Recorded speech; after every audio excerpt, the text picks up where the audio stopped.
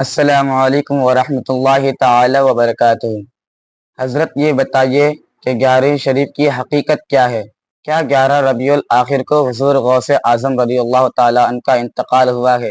اسی مناسبت سے فاتحہ کرتے ہیں یا یوں ہی فاتحہ کرتے ہیں؟ وعلیکم السلام ورحمۃ اللہ تعالی وبرکاتہ۔ کیا آپ 11ویں شریف کا فاتحہ کرنا چاہتے ہیں؟ تو کیا آپ کے پاس فاتحہ والی دلیل ہے؟ اور کیا آپ فاتحہ نہیں کرنا چاہتے ہیں؟ نہیں کرنے والی دلیل ہے؟ اس لیے اس ویڈیو کو آخر تک ضرور دیکھیں۔ نہ کرنے والے بھی پروف کے لیے دیکھیں اور کرنے والے بھی دلیل کے لیے ضرور دیکھیں، اس لیے کہ دیکھنے کے بعد آپ کو پتا چل جائے گا فاتحہ غوث پاک کا دلانا بھی چاہیے کہ نہیں چاہیے۔ آپ نے جو سوال کیا کہ 11ویں شریف کیوں مناتے ہیں، کیا اس تاریخ میں حضور غوث اعظم کا وصال ہوا یا یوں ہی ان کی محبت میں فاتحہ خوانی کرتے ہیں؟ دیکھیے، 11ویں شریف کے حوالے سے حضرت شاہ عبدالعزیز ملفوظات عزیزی میں لکھتے ہیں کہ حضور غوث اعظم رضی اللہ تعالی عنہ کے روضہ مبارک پر ربیع الآخر کی 11 تاریخ کو بادشاہ وغیرہ اور اس وقت کے بڑے بڑے علماء کرام تشریف لاتے اور نماز عصر کے بعد مغرب تک قرآن خوانی یعنی قرآن کی تلاوت کرتے اور حضور غوث اعظم کی شان میں منقبت پڑھتے۔ مغرب کے بعد وہاں کے سجادہ نشین اپنے مریدوں کے درمیان تشریف لاتے اور انہی کے جھرمٹ میں بیٹھ جاتے اور ذکر بالجہر کرتے، یعنی ذکر خدا آواز سے کرتے، اور جب اللہ کا ذکر کرتے اس وقت لوگوں کی حالت ایسی ہو جاتی تھی کہ لوگ خدا کی یاد میں گم ہو جایا کرتے تھے، لوگ اپنے ہوش و حواس کو کھو بیٹھتے تھے۔ اس کے بعد جو شیرنی تیار رہتی تھی، یعنی محفل ختم ہونے کے بعد جو شیرنی تیار رہتی تھی اسے تقسیم کر دیا جاتا تھا، پھر نماز عشاء تمام لوگ پڑھتے تھے، پھر اپنے اپنے گھروں کو چلے جاتے تھے۔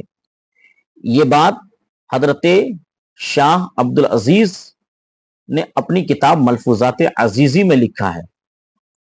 لیکن اس سے آگے حضرت علامہ یافعی رحمۃ اللہ تعالی علیہ قرۃ الناظر و خلاصۃ المفاخر میں لکھتے ہیں کہ حضرت شیخ عبد القادر جیلانی رحمۃ اللہ تعالی علیہ ہر سال ربیع الآخر کی 11 تاریخ کو رحمت دو عالم صلی اللہ علیہ وسلم کی نیاز دلوایا کرتے تھے۔ یہ نیاز اتنی مقبول ہوئی کہ پھر اب ہر ماہ کی 11 تاریخ کو بڑے اہتمام کے ساتھ حضور صلی اللہ علیہ وسلم کی نیاز دلواتے۔ آخرکار دھیرے دھیرے یہ نیاز خود حضرت شیخ عبد القادر جیلانی رحمۃ اللہ تعالی علیہ کی نیاز سے مشہور ہو گئی، اور حضرت علامہ یافعی رحمۃ اللہ تعالی علیہ اپنی اسی کتاب میں لکھتے ہیں کہ 11ویں کی اصل یہ تھی کہ حضور غوث پاک رضی اللہ تعالی عنہ نبی کریم صلی اللہ تعالی علیہ وسلم کے 40ویں کے موقع پر 11 ربیع الآخر کو کیا کرتے تھے، اور یہ فاتحہ اتنی مقبول ہوئی ہے کہ بعد آپ ہر ماہ کی 11 تاریخ کو نبی کریم صلی اللہ تعالی علیہ وسلم کا فاتحہ دلوانے لگے۔ پھر اسی طرح دھیرے دھیرے یہی فاتحہ خود سرکار دو عالم صلی اللہ تعالی علیہ وسلم کے نواسے سیدنا سرکار غوث اعظم رضی اللہ تعالی عنہ کے نام سے مشہور ہو گیا۔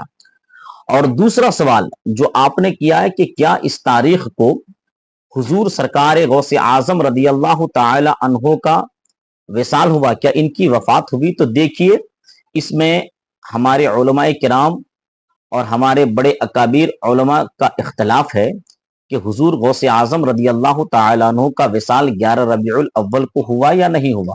کچھ ہمارے بعض علماء کہتے ہیں کہ حضور سرکار غوث اعظم کا وصال ربیع الآخر کی 11 تاریخ کو ہوا، اور کچھ کہتے ہیں کہ نہیں، ان کی وفات 17 ربیع الآخر کو ہوئی۔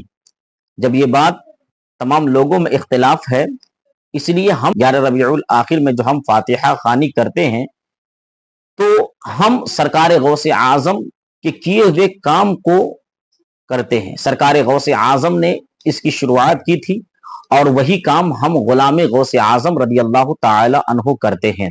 اس لیے تمام عاشقان غوث اعظم رضی اللہ تعالی عنہ سے بالخصوص گزارش ہے کہ جب ربیع الآخر کی 11 تاریخ ہو، ہر کوئی امام الاولیاء، تمام ولیوں کے سردار کے نام کی نیاز ضرور دلائیں، ان کا فاتحہ ضرور کریں۔